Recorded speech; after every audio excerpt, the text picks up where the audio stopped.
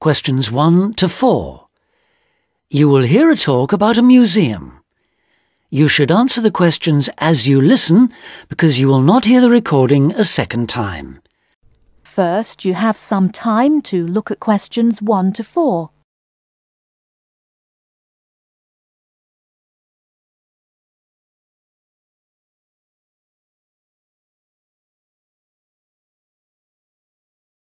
Listen carefully and answer questions 1 to 4. Welcome to the Museums UK audio series, a collection of downloadable audio files introducing the best of British museums. My name's Sam Cooper, and in this file I'll be introducing the Ashmolean Museum of Art and Archaeology in Oxford, with its fabulous collections of Eastern and Western art, antiquities, casts and coins. It's one of the oldest public museums in the world, and it's actually part of Oxford University, though it's free to go in whether you're a student or not. You'll find the main museum in Beaumont Street, near the centre of Oxford, close to both the railway station and the bus station. Opening hours for visitors are from 10 o'clock in the morning till 5 in the evening on Tuesdays to Saturdays, 12 to 5 on Sundays, and 10 to 7 on Thursdays in the summer months. It usually closes for 3 days over Christmas, a couple of days at New Year, and 3 days for the St Giles Fair in early September. You can take photos in the galleries, but only with handheld cameras and not using flash or lights, which can do serious harm to exhibits. Also, as long as you follow all the copyright regulations and you get permission from the staff on duty, you can ask for antiquities documents of less than 100 years in age to be photocopied at a cost of 5p per A4 sheet. Before you hear the rest of the conversation, you have some time to look at questions 5 to 10.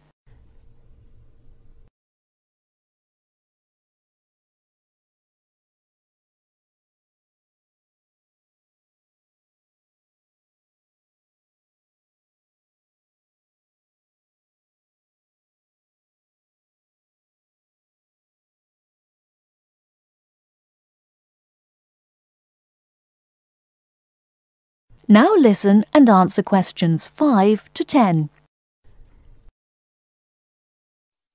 Perhaps not surprisingly, given its links with the university, the Ashmolean has an education service for schools and the general public.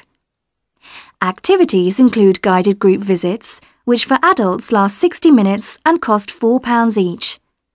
This makes the minimum price per group £28, as group sizes vary from 7 to 15 people. Visits by groups of young people take the same amount of time as the adult tours, but cost just £2 for university students. So, with at least 7 to a group, the lowest price is £14, though please note that there's an upper limit of 14 group members rather than the 15 for adults. For schools, there are visits to suit all age groups, and for the most popular ones, such as those to see the Greek and Egyptian collections, it's best to book a term in advance. Tours last 50 minutes, starting at 10:15, 11:30 and 1:15, with a maximum of 13 children per group. Now, if you're free in the middle of the day, why not go along to one of the 45-minute lunchtime talks? There's a really wide range of topics. On the 19th, for example, the subject is Greek mythology, and on the 20th, there's Celebration of India. Both begin at 1:15, the usual time for these talks, and they're held every Tuesday, Wednesday and Friday. Another regular feature, on Saturday mornings through to the afternoons, are the workshops. If you're interested in developing your own illustrative and artistic skills, these are for you. They're aimed at artists of varying levels of experience and are always led by practicing artists. Running for 6 hours from 10 o'clock, this is wonderful value at just £5, including basic materials, and also a decent cup of coffee. That is the end of part 1. You now have half a minute to check your answers.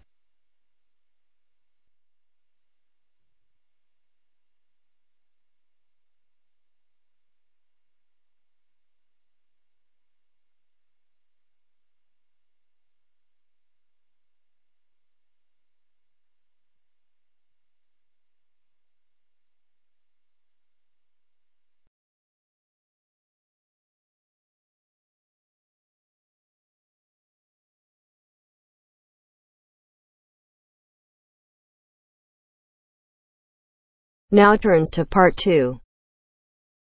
Part 2. You'll hear a dialogue between a foreign student and a student union officer. As you listen, answer the following questions. First, look at questions 11 to 13.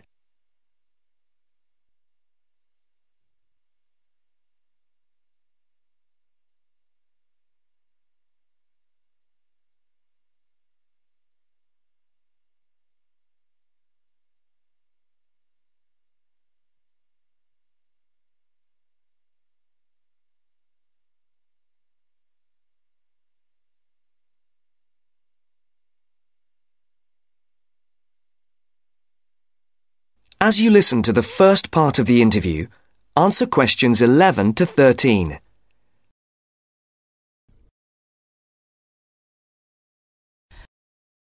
Good morning. Can I help you? Yes, I'd like to know something about the British medical scheme. Yes. What's your question? Can I use British doctors if I fall ill? That will depend on how long your course of study is. If it is 6 months or more, then you are entitled to treatment from the British medical scheme, called the National Health Service, NHS, as if you were a British citizen. With the NHS, consultations with doctors are free, but you will be asked to pay something towards the cost of medicines.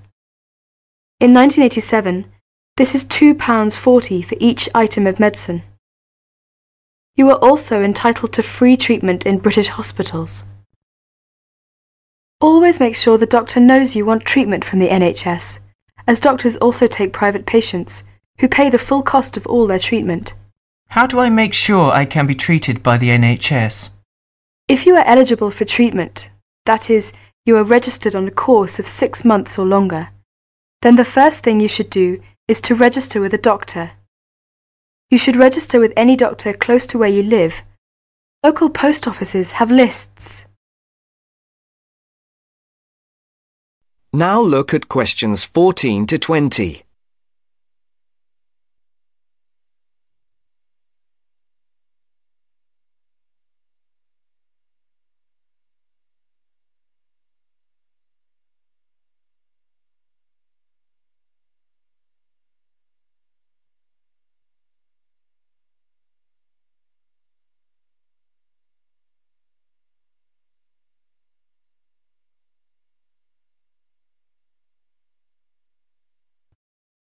All you need to do is visit the doctor or the doctor's receptionist during consulting hours and ask to be included on the doctor's list of patients. If the doctor decides to accept you, you will then be sent a medical card by post, which will carry your National Health Service number. Take great care not to lose this. If the doctor cannot accept you, try elsewhere or contact the local family practitioner committee. You can get the address from the post office or any doctor. Find out your doctor's consulting hours from the doctor or the receptionist and ask whether or not you need to make an appointment before seeing the doctor. Remember to be on time for any appointment you make. You can see him or her during those hours unless you are seriously ill.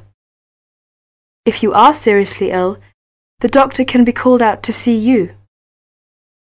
Once you have registered, you should tell your warden, landlord, landlady or a friend the name, address and telephone number of your doctor, so that if you are suddenly taken ill, the doctor can be called out to see you. I see. Could you tell me something about British hospitals? Yes, hospitals provide specialist treatments, or treatment for which any kind of extended stay is required. Your doctor will recommend you to go if it is necessary. Casualty or emergency treatment following accidents is free for everyone. As not all hospitals provide such services, you should find out which local hospitals do, in case you ever need treatment. How about dental care in Britain? You can find lists of dentists who give National Health Service treatment at local main post offices. You do not register with a dentist, but you should ask whether they are willing to give you NHS treatment, as dentists are free to accept or refuse patients and to provide private treatment only. If you are accepted, you should give the dentist the NHS number which is on your medical card. There is a charge for all dental treatment. For basic treatment, this could be up to £17. More extensive dental treatment will cost more if you are not registered with a doctor. You will have to pay the full cost of dental treatment as a private patient. You will have to make an appointment to see your dentist and should give notice if you are unable to attend an appointment, or you will be charged for loss of time.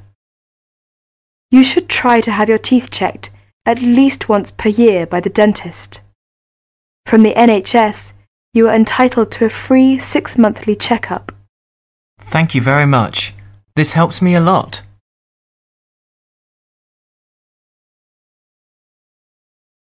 That is the end of part 2. You now have half a minute to check your answers.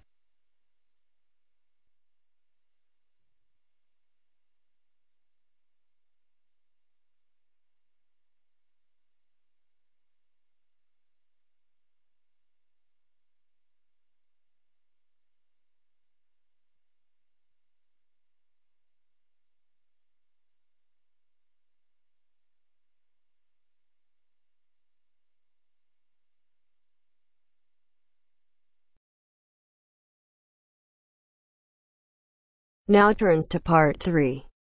Part 3. You are going to hear a conversation between Sally and Ben. They are new college students.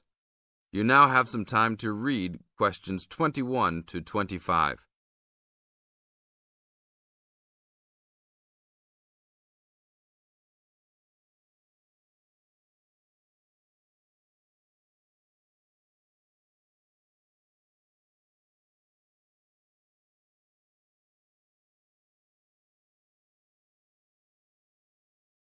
Now, listen to the first part of the conversation and answer questions 21 to 25. Hi, Ben. Sally. How are you? Fine. I wondered if I'd run into you. When did you get here? I only arrived last night, just in time. I prefer to travel on Sundays to miss the working rush. I suppose you arrived in plenty of time. Oh, I've been here for 4 days now, so it must have been Thursday that I arrived. I like to have a good chance to look around and settle in. I should have come earlier too. I'm hoping to get a part-time job. Well, you've no time today, I suppose. Do you still plan to be an architect? Yes, it's what I've always wanted to do. And you were planning to do economics, weren't you? Yes, I was, but now I've decided on psychology instead. How many textbooks do you have to get? I've been given this long list, and I'm sure they'll cost a fortune. See? That looks a lot. It's longer than my list. Well, it's 14 all told. So I might use library copies instead of buying some of them. What about you?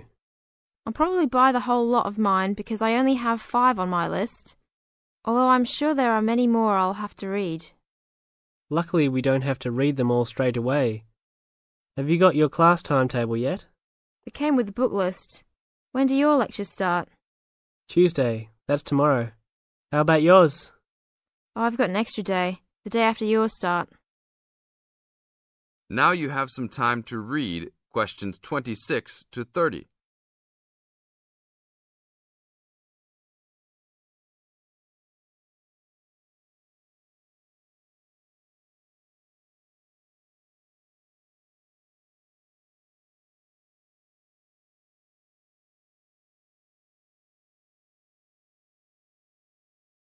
As the conversation continues, they are talking about their new college life. Listen carefully and answer questions 26 to 30. It's nothing like school, is it? Not so far, and the lectures will certainly be different. Do you have any special approach for keeping up with lectures and the amount we have to read? Well, I usually try to read every word in a book, in case I miss something important. So I suppose I'll try to write down every word of the lecture if I can. Oh, I couldn't do that. I'd get cramp in my fingers and I wouldn't really hear what was being said. I usually skim a book when I read and underline key parts, so I guess I'll try to make notes on the main points of the lecture. Have you thought of using a cassette recorder? You mean to record the lecture? Yep. Then you could make really good notes. Is it allowed? I think so. It must be. Plenty of people seem to do it. It has to be better than trying to write every word as you listen. Anyway, what's your first lecture about? Oh, it's on the Industrial Revolution. The Industrial Revolution? Sounds boring to me.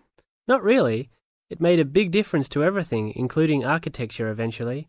So what's your first lecture about? It's about what separates humans from other animals. Okay. Look, I was on my way to the library to check out some of these books on my list. I have a tutorial paper to give in a couple of weeks. Oh, what's the topic?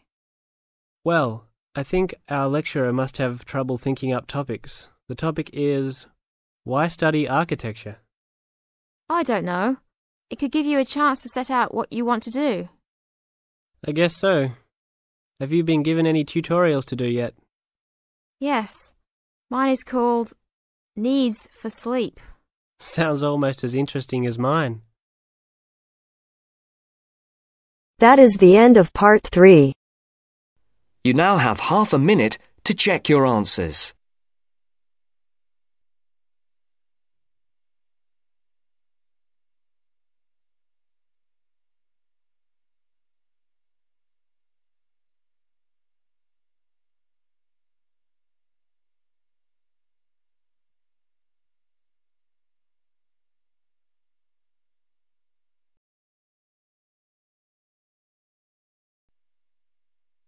Now turns to part 4. Part 4. You are going to hear a talk about some British customs. Listen to the talk and complete the notes below. First, you have some time to look at questions 31 to 40.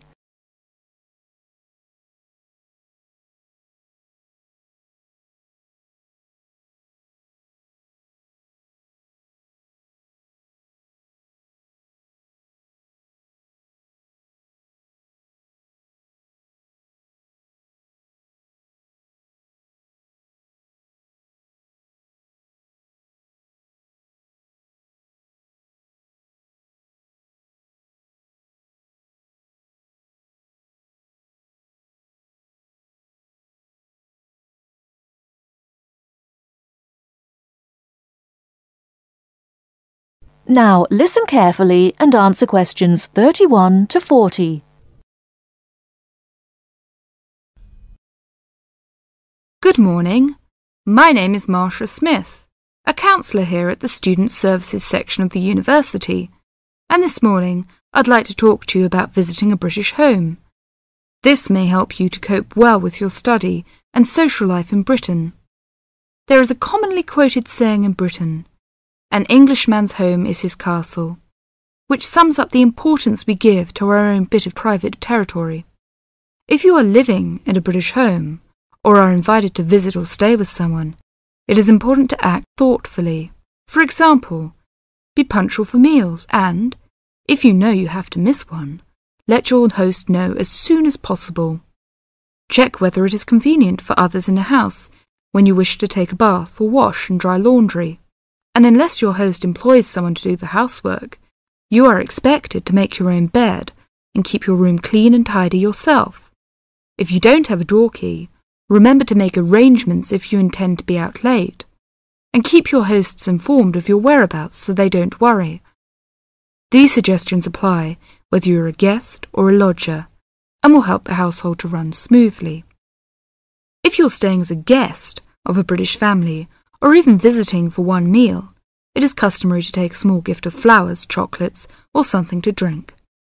Don't spend too much, as this could embarrass your hosts. If you're staying for several days as a guest, it is usual to give a small present when you leave. Usually, you will get onto first-name terms with people you meet quite naturally and quickly. If you're unsure, continue to use their family name, surname, and title until they ask you to use their first name.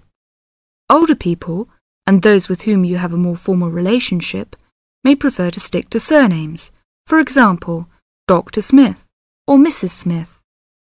If you're going to eat with British people or to stay with a British family, you may want to know if there are things that they normally do or don't do at the table.